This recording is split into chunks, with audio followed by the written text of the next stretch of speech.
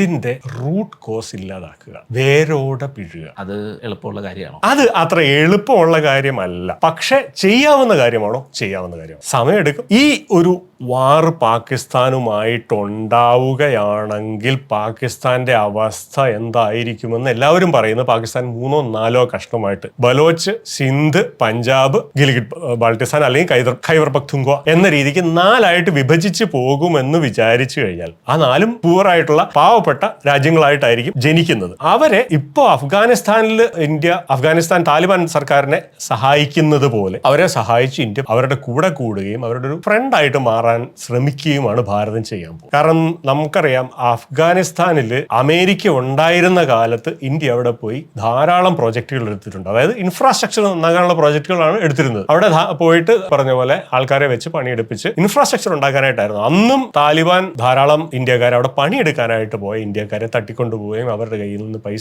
റാൻസമായിട്ട് പൈസ മേടിക്കുകയും ഒക്കെ ചെയ്തിട്ടുണ്ട്. അവിടെ നിന്നാണ് ഇന്ന് താലിബാൻ ഇന്ത്യയുടെ സുഹൃത്താണ്, അല്ലെങ്കിൽ ഇന്ത്യ താലിബാന്റെ സുഹൃത്താണ് എന്ന് ഉള്ള അവസ്ഥയിലേക്ക് സർക്കാർ കൊണ്ടെത്തിച്ചിരിക്കുന്നത്. ആ സമയമെടുത്ത് ചെയ്തത്. അങ്ങനെയേ ഇതിനെയും പരിഹരിക്കാൻ പറ്റൂ. ചൈനയുടെ അല്ലെങ്കിൽ പൈസ കൊടുക്കുന്ന ആർക്കും വേണ്ടി വിടുപണി ചെയ്യുന്ന, ഡർട്ടി വർക്ക് എന്നതിനെ നമ്മൾ അങ്ങനെ ട്രാൻസ്ലേറ്റ് ചെയ്ത വിടുപണി ചെയ്യുന്ന ഒരു സർക്കാർ ഇല്ലാതാക്കാനായിട്ടാണ് ഭാരത സർക്കാർ നോക്കേണ്ടത്. അങ്ങനെയാണെങ്കിൽ മാത്രമേ ഇത് നടക്കുകയുള്ളൂ.